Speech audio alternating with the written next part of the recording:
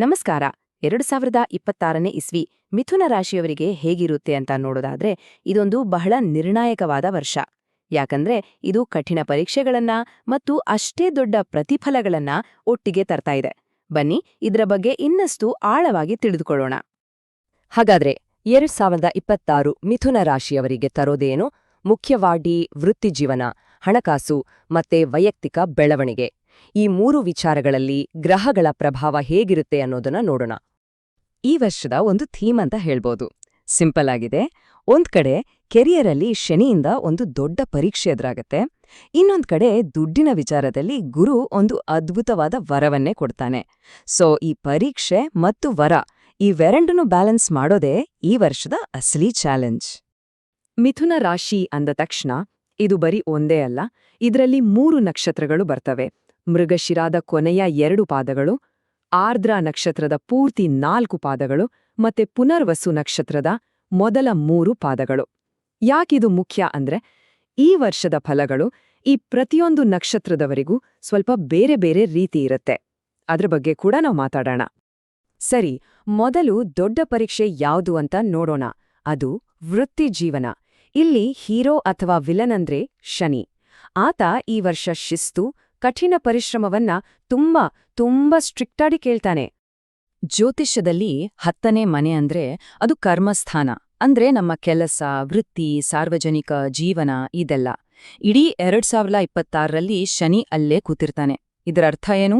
ನಮ್ಮ ಕೆಲ್ಸದ ಮೇಲೆ, ನಾವು ತಗೊಳ್ಳೋ ಜವಾಬ್ದಾರಿ ಮೇಲೆ, ನಮ್ಮ ಪಬ್ಲಿಕ್ ಇಮೇಜ್ ಮೇಲೆ ಎಲ್ಲರ ಕಣ್ಣಿರುತ್ತೆ. ಇದೊಂಥರ ಮಾಡು ಇಲ್ಲವೇ ಮಡಿ ಅನ್ನೋ ಥರದ ಸಿಚುವೇಶನ್ ಅಂತಾನೆ ಹೇಳ್ಬೋದು. ಆದ್ರೆ ಇಲ್ಲೊಂದು ಇಂಟ್ರೆಸ್ಟಿಂಗ್ ಪಾಯಿಂಟ್ ಇದೆ. ಶನಿ ಅಂದ್ರೆ ಬರೀ ಪ್ರೆಷರ್, ಟೆನ್ಷನ್ ಅಂತ ಅನ್ಕೋಬಾರ್ದು. ಇದು ನಮ್ಮ ಸಾಮರ್ಥ್ಯವನ್ನ ಟೆಸ್ಟ್ ಮಾಡೋ ಸಮಯ. ಈ ಸಮಯದಲ್ಲಿ ನಾವು ತಗೊಳ್ಳೋ ಜವಾಬ್ದಾರಿ ಇದೆಯಲ್ಲ, ಅದು ನಮ್ಮ ಕೆರಿಯರ್ಗೆ ಒಂದು ಸ್ಟ್ರಾಂಗ್ ಫೌಂಡೇಶನ್ ಹಾಕ್ಕೊಡುತ್ತೆ. ಇನ್ನೊಂದು ವಿಶೇಷ ಏನಂದ್ರೆ ಮಿಥುನ ರಾಶಿಯವರಿಗೆ ಶನಿ ಭಾಗ್ಯಾಧಿಪತಿ, ಅಂದ್ರೆ 9ನೇ ಮನೆ ಅಧಿಪತಿ. ಆತ 10ನೇ ಮನೆ ಕರ್ಮಸ್ಥಾನದಲ್ಲಿ ಕೂತಾಗ ಒಂದು ಪವರ್ಫುಲ್ ಧರ್ಮ-ಕರ್ಮ ಅಧಿಪತಿ ಯೋಗ ಉಂಟಾಗುತ್ತೆ. ಇದರ ಅರ್ಥ ತುಂಬಾ ಸಿಂಪಲ್.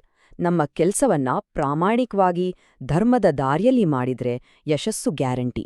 ಶಾರ್ಟ್ಕಟ್ಸ್, ಮೋಸ ಈ ಥರದ ದಾರಿ ಹಿಡಿದ್ರೆ ಮಾತ್ರ ಶನಿ ಖಂಡಿತ ಸುಮ್ನೆ ಬಿಡೋದಿಲ್ಲ. ಈ ಕೆಲವು ಡೇಟ್ಸ್ಗಳನ್ನ ಸ್ವಲ್ಪ ಜ್ಞಾಪಕ ಇಟ್ಕೊಳ್ಳಿ. ಏಪ್ರಿಲ್ 2ರಿಂದ ಮೇ 11ರವರೆಗೆ ಮಂಗಳ ಶನಿ ಜೊತೆ ಸೇರಿದಾಗ ಸ್ವಲ್ಪ ತಾಳ್ಮೆ ಜಾಸ್ತಿ ಬೇಕಾಗತ್ತೆ. ಆಮೇಲೆ ಜೂನ್ 2ರಿಂದ ಅಕ್ಟೋಬರ್ 30ರವರೆಗೆ ಕಷ್ಟಪಟ್ಟಿದ್ದಕ್ಕೆ ಒಳ್ಳೆ ಪ್ರತಿಫಲ ಸಿಗೋ ಸಮಯ. ಕೊನೆಗೆ ಜುಲೈಯಿಂದ ಡಿಸೆಂಬರ್ವರೆಗೆ ಶನಿ ವಕ್ರಿಯಾದಾಗ ಹಿಂದೆ ತಗೊಂಡಿದ್ದ ಕೆರಿಯರ್ ನಿರ್ಧಾರಗಳನ್ನ ಒಮ್ಮೆ ರೀವಿಸಿಟ್ ಮಾಡೋ ಅಗತ್ಯ ಬೀಳ್ಬೋದು. ಸರಿ, ಇಲ್ಲಿವರೆಗೂ ಪರೀಕ್ಷೆ ಬಗ್ಗೆ ಮಾತಾಡಿದ್ವಿ. ಈಗ ಪ್ರತಿಫಲದ ಬಗ್ಗೆ ಮಾತಾಡೋಣ. ಶನಿ ಕಠಿಣ ಪರಿಶ್ರಮ ಕೇಳಿದ್ರೆ ಗುರು ಅದಕ್ಕೆ ಅದ್ಭುತವಾದ ಗಿಫ್ಟ್ ಕೊಡೋಕೆ ರೆಡಿಯಾಗಿರ್ತಾನೆ. ಈ ವರ್ಷದ ಗೋಲ್ಡನ್ ಪೀರಿಯಡ್ ಅಂದ್ರೆ ಇದೆ, ಜೂನ್ 2ರಿಂದ ಅಕ್ಟೋಬರ್ 30. ಫಿನಾನ್ಷಿಯಲ್ ಆಗಿ ಸ್ಟ್ರಾಂಗ್ ಆಗೋಕೆ ಇದಕ್ಕಿಂತ ಒಳ್ಳೆ ಟೈಮ್ ಸಿಗೋದು ಡೌಟೆ. ಯಾಕೆ ಈ ಸಮಯ ಅಷ್ಟು ಸ್ಪೆಷಲ್? ಯಾಕೆಂದ್ರೆ ಗುರು ಕರ್ಕಾಟಕ ರಾಶಿಯಲ್ಲಿ ಉಚ್ಚನಾಗುತ್ತಾನೆ. ಇದು ಮಿಥುನ ರಾಶಿಯವರಿಗೆ 2ನೇ ಮನೆ, ಅಂದ್ರೆ ಧನಸ್ಥಾನ. ಇದು ಒಂದು ಅಸಾಧಾರಣ ಧನ ಯೋಗವನ್ನೇ ಸೃಷ್ಟಿ ಮಾಡುತ್ತೆ. ಬಹುಶಃ ಕಳೆದ 10 ವರ್ಷದಲ್ಲೇ ಇಷ್ಟು ಒಳ್ಳೆ ಫಿನಾನ್ಷಿಯಲ್ ಪೀರಿಯಡ್ ಬಂದಿರ್ಲಿಕ್ಕಿಲ್ಲ. ಈ ಟೈಮ್ನಲ್ಲಿ ಬರೀ ದುಡ್ಡು ಮಾತ್ರ ಅಲ್ಲ, ಆದಾಯ ಜಾಸ್ತಿ ಆಗುತ್ತೆ, ಸೇವಿಂಗ್ಸ್ ಮಾಡಕ್ಕಾಗತ್ತೆ, ಜೊತೆಗೆ ಮನೇಲೂ ಸಂತೋಷದ ವಾತಾವರಣ, ಮಾತಿಗೊಂದು ತೂಕ ಬರುತ್ತೆ. ಇದ್ರಿಂದ ಬಿಸ್ನೆಸ್ ಡೀಲ್ಸ್, ಮಾತುಕತೆಗಳು ಎಲ್ಲಾದ್ರಲ್ಲೂ ಯಶಸ್ಸು ಸಿಗುತ್ತೆ. ಇನ್ನೊಂದು ತುಂಬಾ ಇಂಟ್ರೆಸ್ಟಿಂಗ್ ಯೋಗ ಇದೆ, ಸೆಪ್ಟೆಂಬರ್ 18ರಿಂದ ನವೆಂಬರ್ 12ವರೆಗೆ. ಇದನ್ನ ನೀಚ ಭಂಗ ರಾಜಯೋಗ ಅಂತ ಕರಿತೀವಿ. ಇದರ ಅರ್ಥ ಏನ್ ಗೊತ್ತಾ? ಮೊದಲು ಒಂದು ಫೈನಾನ್ಷಿಯಲ್ ಚಾಲೆಂಜ್ ಬರುತ್ತೆ, ಏನೋ ಒಂದು ದೊಡ್ಡ ಖರ್ಚು ಅಥವಾ ಆಸ್ತಿ ಬಗ್ಗೆ ಚರ್ಚೆ ಈ ಥರ. ಆದ್ರೆ ಇದನ್ನ ಸ್ಮಾರ್ಟಾಗಿ ಹ್ಯಾಂಡಲ್ ಮಾಡಿದ್ರೆ ಕೊನೆಗೆ ಅದು ಒಂದು ದೊಡ್ಡ ಲಾಭವಾಗಿ ಬದಲಾಗುತ್ತೆ. ಚಾಲೆಂಜಿಂದಾನೇ ಪ್ರಾಫಿಟ್ ಬರೋದು. ಸರಿ, ಇಷ್ಟೊತ್ತು ನಾವು ಮಿಥುನ ರಾಶಿಯವರ ಜನರಲ್ ಫಲಗಳನ್ನ ನೋಡಿದ್ವಿ. ಆದ್ರೆ ಈಗ ನಾವು ಇನ್ನೂ ಸ್ವಲ್ಪ ಡೀಪ್ ಆಗಿ ಹೋಗೋಣ. ಯಾಕಂದ್ರೆ ನಿಜವಾದ ಅನುಭವ ಅನ್ನೋದು ನಮ್ಮ ಜನ್ಮ ನಕ್ಷತ್ರದ ಮೇಲೆ ನಿಂತಿರುತ್ತೆ. ಮಿಥುನ ರಾಶಿಯಲ್ಲೇ 3 ನಕ್ಷತ್ರಗಳಿವೆ ಅಲ್ವಾ? ಮೊದಲನೇದ್ದು ಮೃಗಶಿರ. ಈ ನಕ್ಷತ್ರದ ಸಿಂಬಲ್ ಹುಡುಕುವ ಜಿಂಕೆ. ಈ ವರ್ಷ ಆ ಹುಡುಕಾಟಕ್ಕೆ ಒಂದು ಕೊನೆ ಸಿಗ್ಲಿದೆ. ಚಂಚಲತೆ ಕಡಿಮೆಯಾಗಿ ಮನಸ್ಸಿಗೆ ಒಂದು ಸ್ಥಿರತೆ ಬರುತ್ತೆ. ಕೆರಿಯರಲ್ಲಿ ಒಂದು ನೆಲೆ ಸಿಕ್ಕಿ ಲಾಂಗ್ ಟರ್ಮ್ ಪ್ಲಾನ್ಸ್ ಮಾಡೋಕೆ ಇದು ಬೆಸ್ಟ್ ಟೈಮ್. ಎರಡನೇದು ಆರ್ದ್ರ. ಈ ನಕ್ಷತ್ರ ಅಂದ್ರೆ ಒಂದು ಬಿರುಗಾಳಿ ಇದ್ದಾಗೆ. ಈ ವರ್ಷ ಆ ಬಿರುಗಾಳಿಗೆ ಒಂದು ದಿಕ್ಕು ಸಿಗುತ್ತೆ, ಒಂದು ಉದ್ದೇಶ ಸಿಗುತ್ತೆ. ನಿಮ್ಮ ಇಮೋಷನಲ್ ಇಂಟೆನ್ಸಿಟಿಯನ್ನ ಕರಿಯರ್ ಸಕ್ಸೆಸ್ ಕಡೆಗೆ ತಿರುಗಿಸೋಕೆ ಇದು ಸಕಾಲ. ಶನಿಯ ಶಿಸ್ತು ನಿಮ್ಮ ಎನರ್ಜಿಯನ್ನ ಒಂದು ಲೇಸರ್ ತರ ಫೋಕಸ್ ಮಾಡೋಕೆ ಹೆಲ್ಪ್ ಮಾಡುತ್ತೆ. ಮೂರನೇದು ಪುನರ್ವಸು. ಈ ನಕ್ಷತ್ರದವರನ್ನ ಚಿಂತಕರು ಅಂತ ಹೇಳ್ಬಹುದು. ಇವರಿಗೆ ಇದು ಜ್ಞಾನವನ್ನೇ ಸಂಪತ್ತಾಗಿ ಪರಿವರ್ತನೆ ಮಾಡೋ ವರ್ಷ. ಇವರ ಬುದ್ಧಿವಂತಿಕೆ, ಇವರು ಕೊಡೋ ಸಲಹೆಗಳು, ಇವರ ಜ್ಞಾನ ಇದೆಲ್ಲ ನೇರವಾಗಿ ದುಡ್ಡಾಗಿ ಕನ್ವರ್ಟ್ ಆಗತ್ತೆ. ಅದರಲ್ಲೂ ಜೂನ್ ಅಕ್ಟೋಬರ್ ಟೈಮ್ ಗುರುಬಲ ಇರೋದ್ರಿಂದ ತುಂಬಾನೇ ಲಾಭದಾಯಕವಾಗಿರುತ್ತೆ. ಸರಿ, ಗ್ರಹಗಳ ಪ್ರಭಾವ ಹೇಗಿದೆ ಅಂತ ಗೊತ್ತಾಯ್ತು.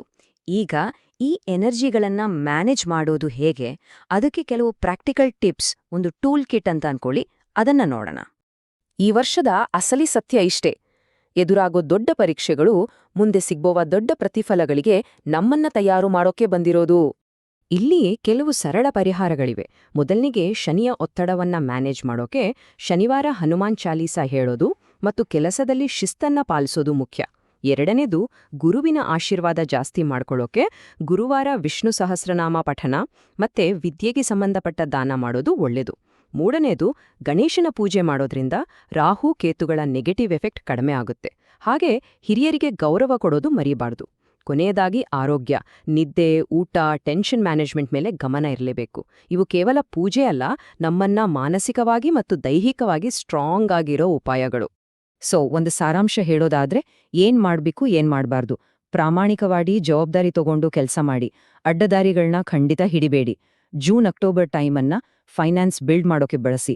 ಯಶಸ್ಸಿನ ಬರದಲ್ಲಿ ಕುಟುಂಬವನ್ನ ಮರಿಬೇಡಿ.